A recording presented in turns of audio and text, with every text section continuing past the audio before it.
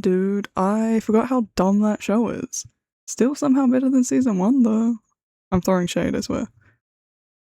Welcome back to the ultimate Otome-Anime boy tier list, where I rank all the Otome-based anime boys on a tier list against one another.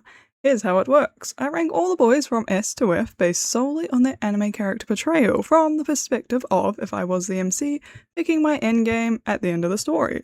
So basically, it's the ultimate tier list of my opinions. A quick recap on how the ranking works. S is hands down, no hesitation, I'd pick this person, they're amazing. A is a slight hesitation, but they are a good guy, so I feel good about my choice. B is this person was never your first choice, but you think they're fine and are a safe choice. C, this person seems less safe, but you still feel okay about them. D, you really didn't want to pick them, but here we are. E, you'd only pick them if they were the last person on the planet. And F is you would never pick them in a million years, not even if they were the only person left on the planet. I'll definitely forget these reasons and come up with new ones along the way, but that's the rough idea. So, we're back for More Blood, haha, I finally watched season 2 again. I recently finished rewatching it it's about a week ago now. I watched it a week ago and then I did take some notes, I will let you know that. I wrote down things that I wanted to remember about just like random scenes and various characters, including the Sakamai brothers. I did in fact take some notes to see if my opinion changes on them, because I did mention that they might, because obviously they're also in this season. Yeah, I finally finished watching the season, and oh boy, did I not remember a single thing from that show. Well, I do take that back. I remembered one thing and one thing only, and that was Teddy getting absolutely yeeted into the fire, and that was the only thing I remembered. I literally didn't remember the whole thing as just a giant Adam and Eve reference, and it's like, the whole thing, I was like, oh my god, and werewolves! There were werewolves in that season, though they appear for like 4 seconds. By the way, I will add, I started the first episode, the red-haired vampire, werewolf, whose name I don't remember pops up, and I went, oh, I remember this guy was my favourite, right? And then you see him like for 4 seconds of the whole show, and I was like, I can't put him on the tier list, because he will get S rank simply because he didn't have enough screen time to offend anyone. But I digress. I can also say Loki. I'm not gonna say Loki. I agree. I said at the beginning of this video, More Blood is better than the original Diabolik Lovers, and that is saying a lot because it's half a season. Literally, you can tell that they wrote an entire 12-episode, 20-minute season. 20-minute 12-episode season, don't know why I said it backwards. And for whatever reason, they only did half a story, then basically nothing happens. Literally, nothing happens in that goddamn show, apart from Yui just going back and forth between the houses for like 20 minutes. It's 2 hours, let's be real. But there is still somehow more story than in season 1. So, you know, I don't get it. And low-key, the Mukami brothers, I hate that they're brothers, by the way, they're not, but I hate that they refer to themselves as brothers. Loki had better outfits than the Sakamai boys. I was like, oh my god. And I will hands down say that Asuza's beret, infinitely better than the fact they gave Laito a fedora. Infinitely better. Anyway, we'll talk more about the show as a whole at the end. Now, on to the boys. So I'm only doing the main 4 boys because we see a collective 4 seconds, as I said earlier, of the werewolf boys. Even though I'm pretty sure, as I said, the redhead was my favourite character of More Blood the first time I watched it. And that's maybe because he's hot, maybe because, as I said, he didn't get enough screen time to piss me off, but who the fuck knows? Anyway, we're going to start with Ruki. So let's get on into it. So welcome back to the board. I have put out brand new thumbnails for all of our original Sakamai boys hit. As I said, this might change. They may lose or gain rankings based on how I felt about them during More Blood, because as I said earlier, More Blood Loki had more story and developed not even the like Mukami brothers more, they developed also the Sakamai brothers more, which was very interesting. So anyway, as I said, we're starting with Ruki. There we go. Ruki, who I will probably refer to as Ruki at least once throughout this video, because why is his name Ruki? Why, who decided that? By the way, I did watch the sub, I will point this out in case that means anything for you, in case like something I reference just doesn't make sense to you. It's because I watched the sub, and if you watch the dub, maybe there's a different reference. I don't know. Starting with Ruki, firstly, his audacity, the absolute audacity of this man to say that they aren't like the Sakamai brothers when they literally kidnapped Yui, called her names, and then locked her in a room, and then proceeded to suck her blood without permission, all within like 2 hours of her being there. I was like, audacious, good sir, how are you different? Not like them, he says. No, you're right, you're completely correct. You're objectively worse. At least Yui was the idiot for just walking into a stranger's house and then being assaulted, which we won't blame her for that. And they at no point claimed that they were going to treat her well, and it was pretty obvious to everyone but Yui that they weren't. Like, literally, Yui was the only one who had faith that at least one of those people were gonna be nice to her, and none of them were. Which is why Ruki saying it makes it so much worse, because he tries so hard to be something else that he clearly ain't, by the way. Also him saying not to expect sympathy from them because they're vampires, like A, you used to be human, show some emotion, and B, she's already tried that with all the Sakamai brothers, she should know! He does cook though, I'll give him that. That's something, and the meals in their house aren't horrifically awkward, like in her previous living arrangements. You wouldn't catch me dead at their fucking kitchen table. Dining table, why is that kitchen table? He does kind of start spiraling though. Like the one time when he goes to bite her and then freaks out and doesn't, only to then freak out again and lock her in the basement, to then freak out after she faints from sucking her blood for the umpteenth time, which like, he might have more mood swings than Kanata. Crazy thought, by the way. Also, at least Reiji always gave her cranberry juice to help with the fact that they kept drinking her blood. Obviously he also did it to make it taste better, but still, the Sakamai brothers were low-key doing more to keep her alive than these guys were. I do give him simply too many points for the fact that that hug scene was almost cute. It was almost cute, I almost kind of fucked with it. Also, how genuinely shocked Yui was when that one scene where he asked her opinion. Obviously we know it's because of his agenda to be Adam, but still, it was a crazy scene. What this means for me and you, and I almost called him Yuki. I said Yui's name one too many times and I've merged the two of them because Yuki sounds better than Ruki. Why is that his name? Why is it not just Riki? That's also not a great name. Why is this his name? Also, like, on a weird side tangent, why is it that you become a vampire, you get a Japanese name? Obviously, we're gonna talk about Yuma later, but like, Yuma used to be Edgar when he was human. Like, what the fuck? Why did his name change? I'm sorry, I keep blowing out the mic because I'm simply too fired up. I don't know, because like, Ruki tried so hard, as I said, he tried so hard to be something else. And he just fundamentally is the same. Also, like, his backstory wasn't nearly as dramatic as like some of the others, so I'm like, I don't feel all too much sympathy for him. In a weird sense, I also feel like he's the least developed out of the four brothers.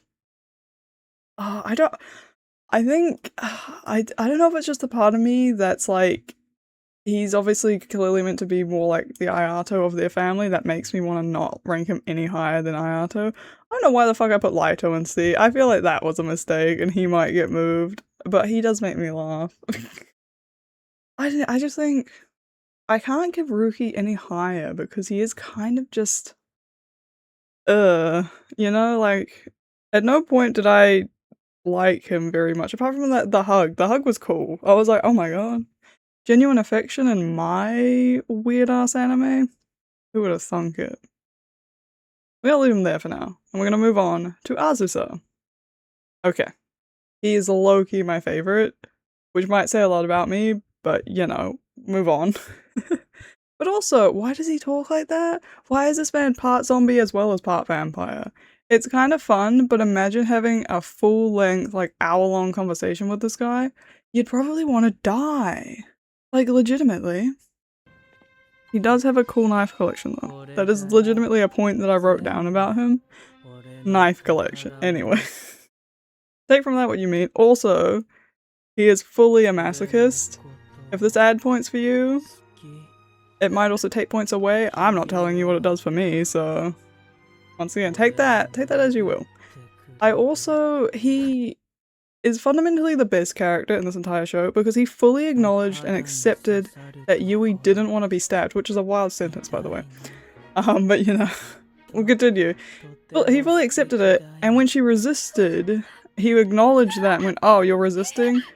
Stab me instead. And I was like, what? So, what? There's a vampire in the show that goes, oh my god, you don't like this? We'll do it differently. I was like, I was fully flabbergasted in that moment. Completely forgot about the scene. I was like, oh my god. And even when he bites her in that same scene, right? It's due to his twisted and sad backstory that he is happy when she says it hurts. Not because he enjoys hurting her, I don't know why I stuttered, but because he thinks people enjoy being hurt, which is so interesting. Like, I'm gonna say this in a very specific way. His backstory is so interesting. It's not cool. I almost called it cool. It's not. It's interesting because of his whole backstory revolves around the fact that he used to see people get enjoyment from beating him, so he gets enjoyment out of being hit, not because he enjoys pain, or he might now, but not because he enjoys pain, but because he thinks people enjoy hurting him, so therefore when he inflicts pain on people, he thinks that that brings them joy because it brings him joy in this weird, very twisted, like, whirlwind of things. And I'm like, this is so interesting. Which, like, I'm gonna say one thing on that note. He's been like this since before he met the other boys, right? Because you see him in his backstory, he's alone in the streets, and then he ends up in the orphanage, which is where they all meet, and then they run away together, right? Why did no one fix this? Like, they would have seen it. Why did none of these people try and, like, that's not normal. Why did they let him live with this weird misconception about, like, pain and enjoyment and all that? He could have been fixed. He could have been fine. No, they thought, nah, that's fine. They didn't think that's weird. That's alright. Like, yeah, all of them are technically broken, and that's, like, the whole point, right? But I'm like, he just wanted to be wanted, and he wanted to be useful, and I'm like, oh, it's so sad. And on that note, I think Asuza is fully redeemable. To be honest, I think most of the More Blood boys are. The Sakamai brothers, though, they're irredeemable. There is simply no helping them. He's also, like, super nice all the time. I genuinely think if Yui explained to him that pain isn't meant to be a good thing, and most people don't enjoy it, he low-key might stop or actively try to not hurt her, because I think later in the show, I think Shu mentions it, that Yui goes, it hurts when he bit her, and he goes, I'm doing that intentionally. I'm like, what a mood for starters. But, like, it does imply that there is a potential way where they can do it where it won't hurt, right? He also fully apologized after cooking Teddy, which legendary move. Oh, before cooking, it wasn't after. He goes, sorry, kinda biffs Teddy in the fire. And that was like the funniest thing in the whole show. I lost my mind. The show is a comedy, Loki. Like, can't even argue with me. This show is so funny. Also, Yui is fucked, by the way, on the note of Teddy being cooked. We all thought Kanato was bad before. This man was a walking time bomb. And now, he is literally a bomb with two legs. The moment he walks in a room with Yui, he's gonna murder her. She's legitimately dead. Like, I don't think she can go back there. I don't think she should ever see Kanato again because of what happened in that scene. But yeah, no. Once again, I said this last video, that I shouldn't probably give anyone in this season an S. If I were to give anyone an S, it probably would be Asuza, though. And which is why I'm, like, really sad that I'm gonna put him in A tier with these three. But, like, I would so hang out with all three of these people in real life. Even, like, or preferably on the notion that they're not vampires. Please get in the middle. You know, but I'm like, I'm never gonna get it centered. I'm trying to talk around it, there we go. But, you know, like, I could hang out with these three. These three are fucking chaos. Anyway, let's move on to Yuma. I feel like I've talked about Asuza too much. Yuma is just the worst version of Subaru, by the way. Can't even put holes in the wall. I kid you not, the amount of people that punched walls, like, in the Mukami family, and just, like, didn't do anything, and then it cuts back to the fucking Sakamai house. When Yui goes back as Subaru hits the wall, whole instantly, I fucking lost my mind. It's like, oh, I thought we just weren't doing this again. Nah, it's a skill reserved simply for Subaru to continue to put holes in the wall. And I couldn't contain myself. I was laughing so much. Like, Yuma simply can't be acting this hard if he ain't gonna actually put a hole in the wall, you know? Also, his absolute audacity to yell to yell at Yui to stop yelling in the bathroom. Hey, how about you learn to knock first, right? Also, one of the craziest lines of this entire show was definitely him saying, No one's gonna get aroused by this out of your body, when she simply wanted him to leave so she could put clothes on so they could continue talking. I was like, oh my god, you've lost your mind, Diabolik Lovers. This line is amazing. I was laughing my ass off by this point in the show, by the way. I was like, I've committed, this is just funny as fuck. I think, like, you can really enjoy a show like Diabolik Lovers if you go into it thinking it's gonna be awful and just, like, expecting to laugh, because that's the only way to enjoy this show, I think, personally. Any other way, you're just fucked, dude. Oh, he gardens though, I will give him that. Don't know what this means for us yet, but like, he does garden. Also, talk about unnecessary. When he mouth-to-mouth feeds Yui the sugar cube, just to then push it in further into her mouth seconds later with his thumb, I was like, what was this scene? What was this scene for? He did, I will give him this, he did one-arm carry her, which is bonus points. He then argued with my man, so we instantly lost them, but I'm like... It was a very funny conversation. The conversation between Yuma, Shu, and Yui was peak comedy. I simply have, like, no opinions about Yuma, really. Like... you know? I don't know. Yuma's one of those characters that, like, they were clearly setting up to explore more, like, in the later half of the season because, obviously, of his background with Shu. Like, I do love that they were setting up this kind of, like, this dynamic between the two where Yuma doesn't remember Shu, but Shu remembers Yuma. And that obviously could be, well, no, honestly, it could be attributed to the fact they don't have memories from before they were vampires, but they do, because they talk about all of their backstories. So, like, maybe just, like, meeting Shu didn't leave an impression on him, or who the fuck knows? Or, like, well, to be fair, he does ask Yui about Shu that one time, so maybe he does, like, vaguely remember him. I don't know. You know what blew my mind? Reiji knowing who Reiji knowing who Yuma was. I was like, you actually pay attention to your big brother? Oh. But, like, then he just reminded me of, like, Kyoya from Oron, and I was like, of course he knows. He knows fucking everything, by the way. But yeah, I think, like, we didn't get as much Yuma because they were setting up for this, like, Yuma Shu moment to happen later. And in that regard, I don't know, I'm, like, kind of indifferent to him. Because, like, as I say, he was just, like, an asshole, like, unnecessarily, and then would, like, also occasionally be nice. Like, as I said, he did carry her, because, you know, they weren't doing anything for the fact that they were drinking the shit out of her blood, and so she was, like, almost dying half the time. But then he also fully assaulted her in front of Shu in a very dramatic way, even though knowing she was not doing too hot, so I'm like, I don't know what I want to do with you. Because, like, I feel... I don't want to put him... I think I like Ayato, Laito, and Ruki, I think, more than Yuma, but I don't know if I want to put him in D with Reiji, to be honest with you. But I think maybe I do, because I think I do feel about him like the same way that I feel about Reiji, you know? I think that's what it is for me, it's like, I have the same feeling for them. I'll move on to Kou now. I'll save any other thoughts about Reiji for now. I legitimately never liked Kou. Don't know why, the whole show just didn't like him.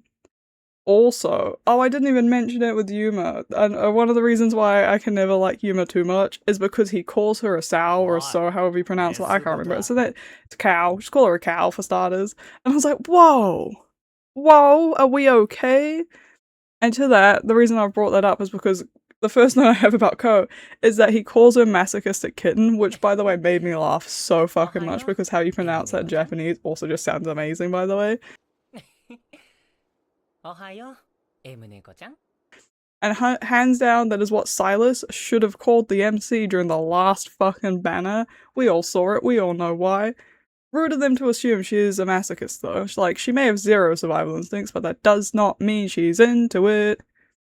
But like, also clearly on that note, that they didn't get enough pushback on Laito calling Yui bitch-chan, which by the way, I still think it's funny as hell, but damn, did they go hard with Kou and Yuma.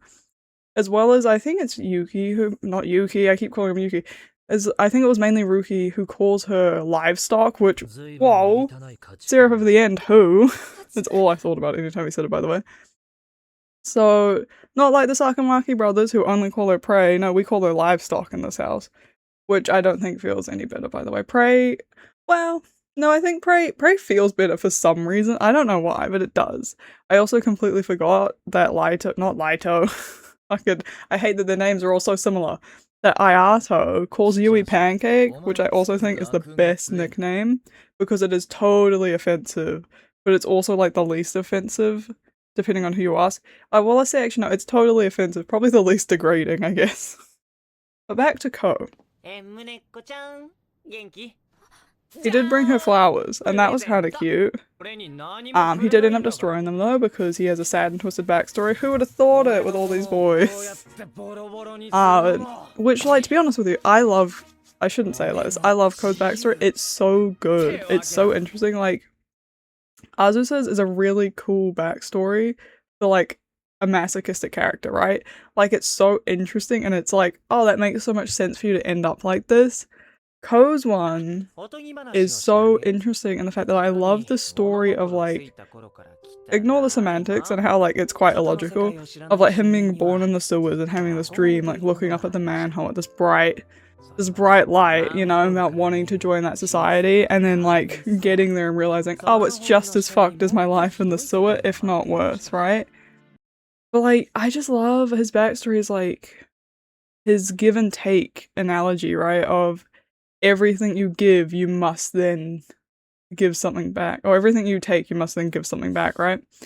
And so, like, him bringing the flowers just to suck her blood was so interesting. And it was so crazy to witness. Like, his whole breakdown was very interesting in that scene. And it's like, because he could obviously just demand her blood, which he even says, like, he goes, you're getting deluded because I was nice for 2 seconds, right? But he didn't. He, like, did offer this give and take relationship for her, and she was an idiot because it's Yui. So I really thought that was interesting. He did fully leave her on the floor though after he drank her blood till she fainted, which also was very interesting to, like, his dynamic, right? I don't know, because well, they're all kind of like that, but you know, at least for the most part, I think in the Sakamai household, Yui did always wake up in bed. I think almost always. She didn't, or at least we didn't often see her, like, not wake up in bed. He is an idol though, which is fun. I guess. I don't know how it makes make it make sense, I don't know. Did make Yui help him change with, and I quote, "I'm not good with buttons."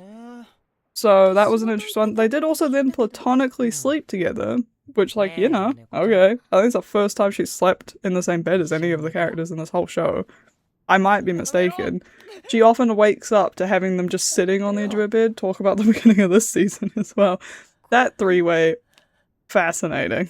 And then the fucking tantrum in the goddamn limousine. So good. Anyway. I think he got off too much though on drinking her blood through the holes that Subaru left. That was a weird scene. It was a weird emphasis. I don't know how I felt about it.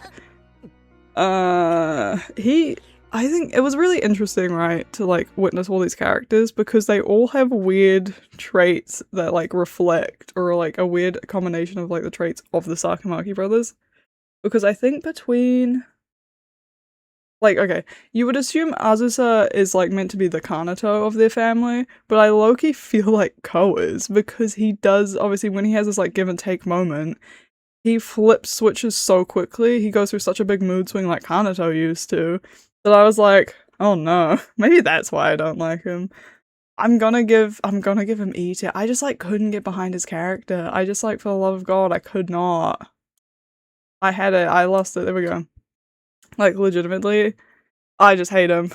I like, can get behind Kanato sometimes because he does funny as shit. He does funny as shit. He does stuff that is funny as shit.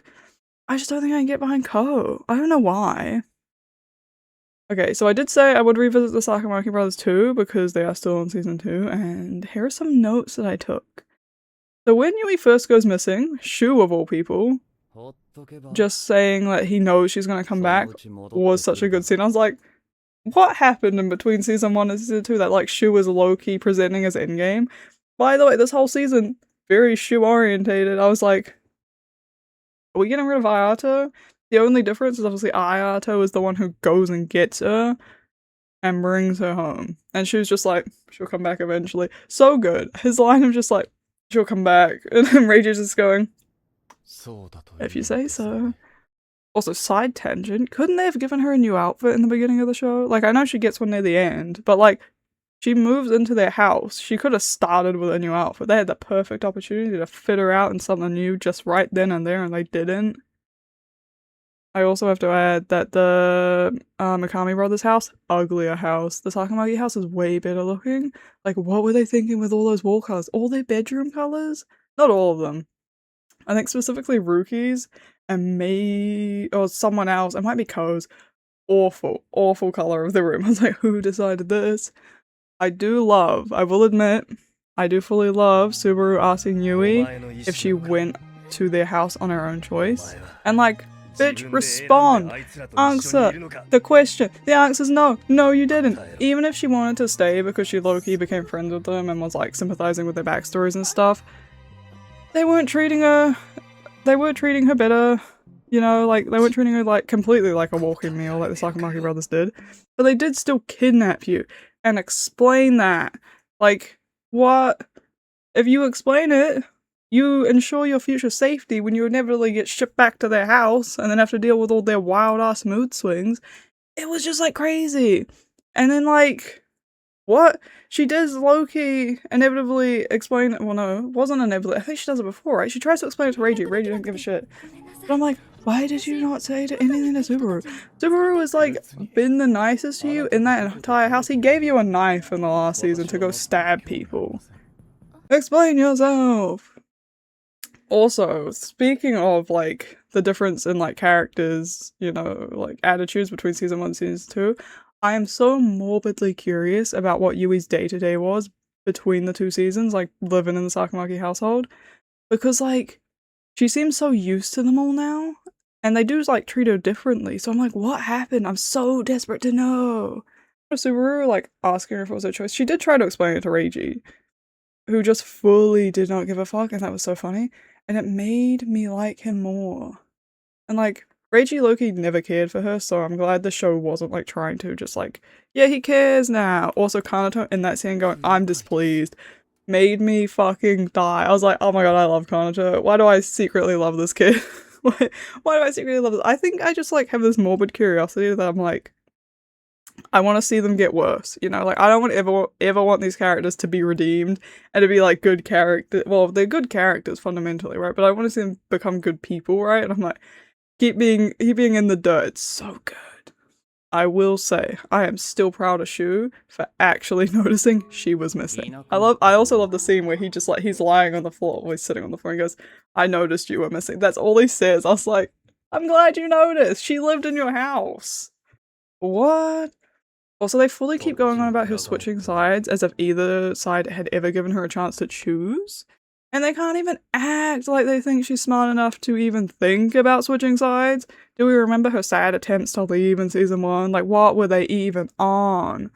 I will say, my second favorite quote from this season is 100% Shu telling her, his only line is, you're truly an immoral woman. And I fucking lost my mind because Yui, indeed, she is making the Sakamaki brothers hate women more. I was like, what the fuck is happening? I will give the Sakamaki brothers one thing though, they ain't boring. You gotta love that Laito was always going for Yui's legs, and Reiji her wrists. Also Kanato I think also goes for like the hands/wrists in like the first scene.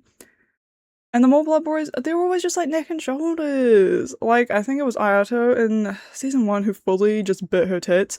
I was like, you are so I think he does it in this season too, like later when he takes her back, right, in the woods. I think he fully goes for a tit shot, or it's with the like final scene where him and Ruki both bite her at the same time in that weird fucking moment. I'm like, just keeping it fresh. Also they're also they are all fully sadists. Like, as I said, Shu's line about how he intentionally made his bites hurt because he likes the look of pain on her face. And I guess they had to find something when the look of fear started going away because she's just gotten fucking used to them.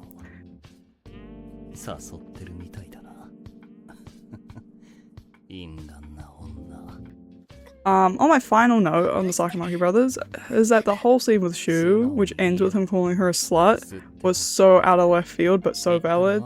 That's a joke, by the way, it's not really. I just love this man, and like the little laugh he does at the end, I was like, who is this man?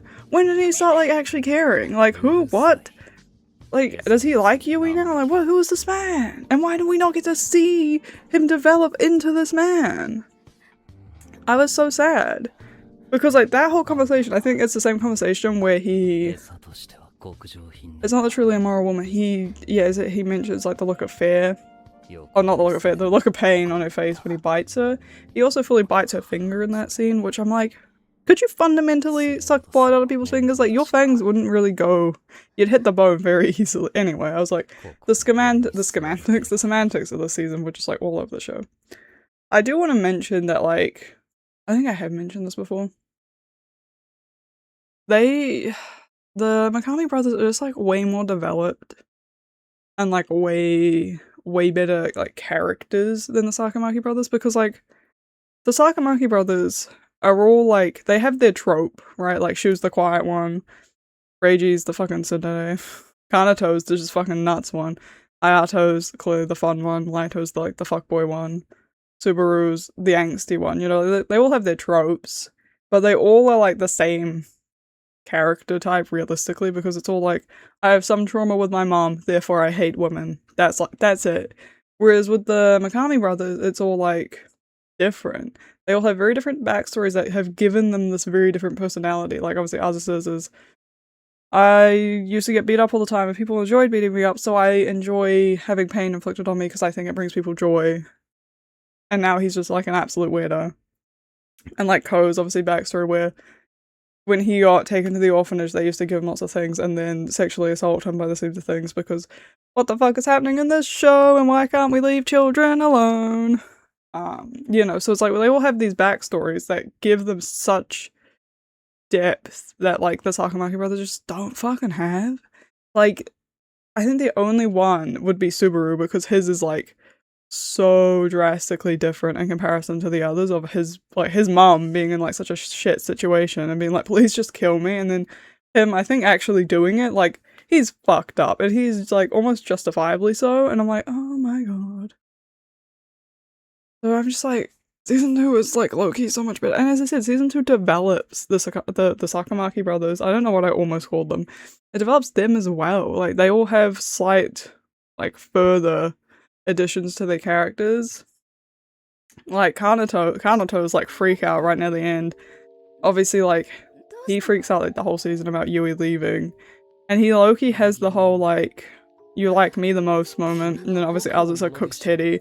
And, like, he just, like, starts losing his mind, right? Which I'm so excited if they ever fucking finish that season. It's only been, like, 5 years, so there is a potential. It's a weird potential that season might end up getting a second part. And I will lose my marbles if it does. But, like, you know, it's so weird. They're all so weird. I've been staring at this ranking because I've been trying to decide whether I want to move any of the Sakamaki brothers. And as I said, I don't think I should give any of the Diabolik Lovers characters fucking S tier. Though I would 100% probably move Asuza and maybe Subaru to S tier. I probably shouldn't put Shu. Shu fundamentally doesn't do anything that should warrant him S tier. I just want to give it to him because he makes me laugh, right? I also objectively does worse in this season than last season. Like, well, don't see enough of him to probably say that, but, like, how he treats Yui after he, like, goes to get her. Oh, but then he also doesn't freak out when he goes back the second time after they've been attacked by the werewolves. I'm kind of tempted to move him to B. I'm kind of tempted to put him and Ruki in B, actually. Because I think, like, I put Ayato and Ruki are, like, on the same level to me. So I think I might move them to B too. And I think Laito will stay in C tier because he is fundamentally slightly worse. I do think I'm going to keep Yuma and Reiji on the same level, and probably Kou and Kanata. People are probably going to lose their minds at that, actually. But I've decided Kou and Kanata should be on the same plane of existence. Oh, I had it. Why can't you be in line with Shu's one? Thank you. So, you know. That's just, like, where we're at, I think. Oh boy.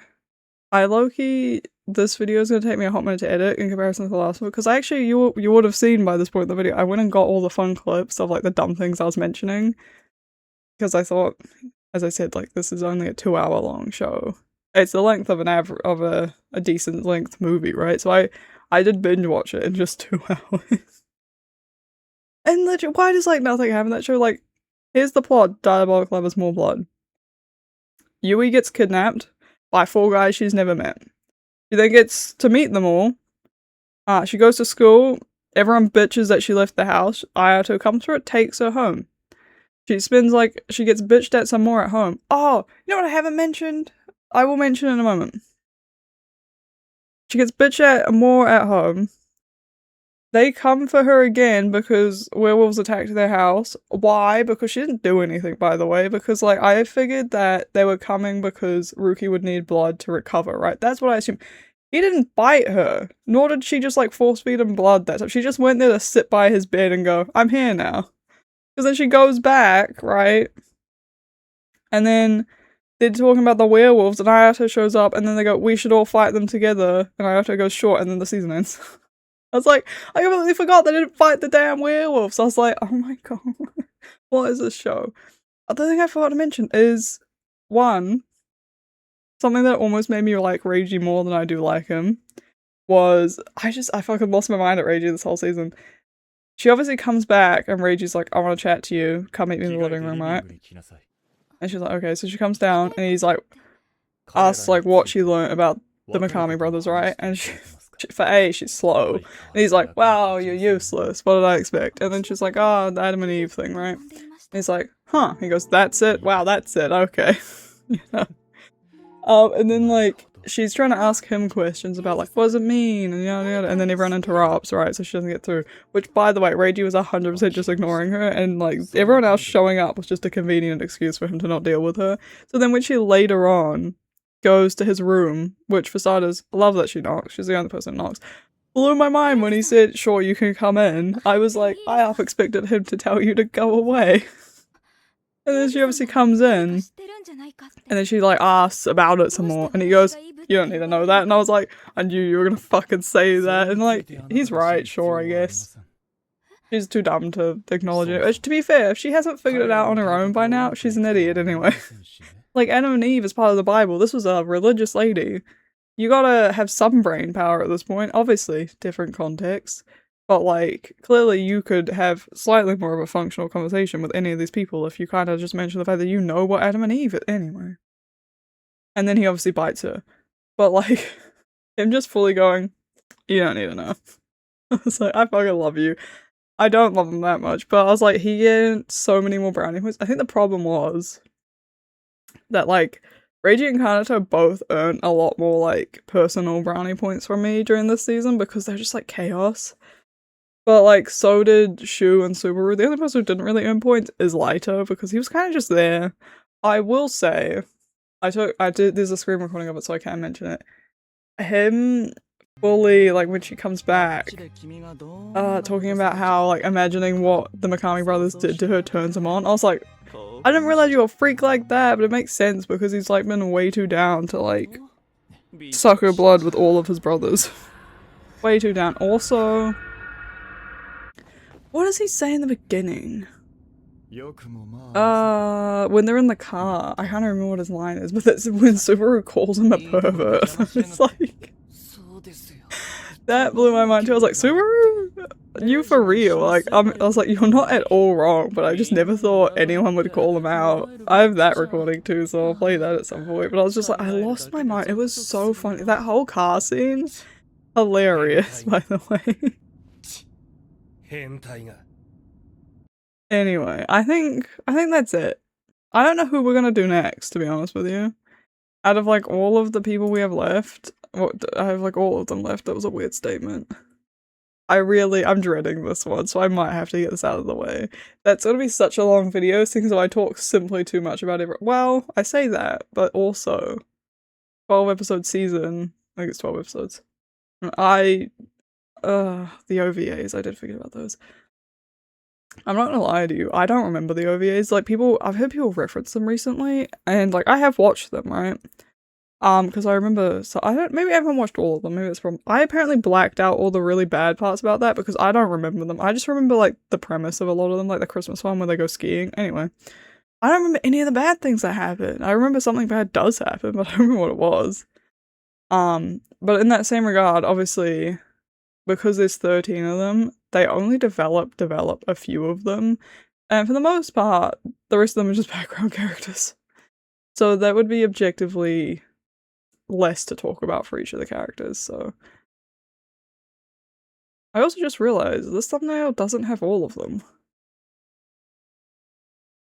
Because it doesn't have the third triplet.